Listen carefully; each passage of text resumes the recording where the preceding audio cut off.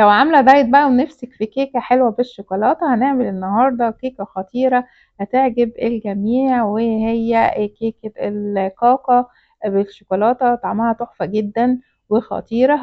هقولك كل الأسرار اللي هتخليها عندك تكون هشة وما تهبطش منك. بس ما تنسيش الاشتراك في القناة واللايك والشير لو عجبكم الفيديو.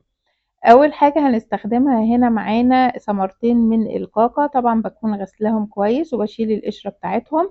بحط عندي 2 من البيضة، بحط كمان كوباية زبادي، وممكن لو ما عندكيش زبادي نستخدم نص كوباية من اللبن، بتكون دافية ما تبقاش سخنة قوي. طبعا البيض لازم يكون برضو بدرجة حرارة الغرفة، ده بيساعد عني ان الكيكة تكون هشة وما تهبطش منك. بحط كمان معلقتين من زيت الجوز الهند. ممكن نستخدم اي زيوت تانية، بس طبعا احنا هنا بنستخدم زيوت صحية. ممكن نحط مثلا معلقتين من الزبدة. انا مش مكترة هنا الدهون علشان تكون سعراتها قليلة. بحط كمان 3 معالق من دبس البلح، وممكن بداله نحط معلقتين من العسل. ببتدي احط كمان رشة من الفانيليا، وبضرب كويس جدا لغاية ما عندي الخليط يتجانس، ونضربه ممكن بهاند بلندر او ممكن بمضرب البيض او مضرب يدوي. المهم ان انا اضربها حلو جدا. بعد كده بحط معلقة من خل التفاح او خل ابيض عادي، يعني ده بيديها هشاشة برضو. بضربها كويس جدا. بجهز بقى عندي المواد الجافة، وهي عبارة عن كوباية ونص من الدقيق الأسمر أو دقيق الشوفان. بحط عليهم معلقة كبيرة من البيكنج باودر ومعلقتين كبار من الكاكاو الخام الغير محلى، وطبعا يكون نوع كويس.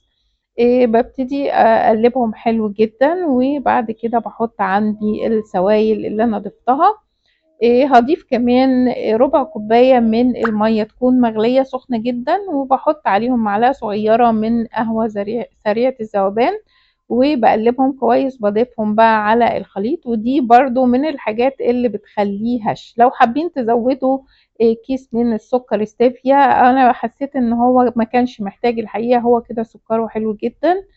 طبعا ثمرة الكاكا فيها سكر، والدبس البلح او العسل لو هتستخدموا عسل. اهم حاجة بقى تاني ان انا بستخدم الاواني بتاعتي يا اما ألمونيا يا اما فويل يا اما تيفال. بلاش القوالب السيليكون يا جماعة، جربتها قبل كده بتهبط الكيك خالص، ما تبقاش حلوة ومش مظبوطة. خلينا في القوالب الفويل او القوالب الألمونيا. بعد كده بحطها في الفرن على درجة حرارة أول 10 دقايق. بتحطيها على درجة حرارة 200 لغاية ما تعلى كده شوية. بتبتدي بقى تقللي الحرارة عشان تستوي بالراحة على درجة 180 درجة. بتطلع مظبوطة جدا. بتسيبيها حوالي من تلت ساعة لنص ساعة. وبما ان الكيك ده دايت، فالدقيق الأسمر والشوفان بياخد وقت شوية في عندي في الفرن، فممكن ياخد من نص ساعة لساعة إلا ربع. في الدقيق العادي بياخد مثلا تلت ساعة نص ساعة. فنخلي بالنا برضو من حكاية التسوية ووقت الفرن. وبطلعها اختبرها بعصاية الشيش طاووق او اي عصاية بتاعة الخلة مثلا السنان، نجربها. لو هي ما طلعتش عجين فيها يبقى هي كده استوت، لكن لو لسه فيها عجينة تبقى هي ما استوتش، ممكن نبقى نحطها تاني. عندي هنا طلعت تحفة جدا ومستوية وخطيرة. لو عجبكم بقى الفيديو ما تنسوش الاشتراك في القناة واللايك والشير. باي باي.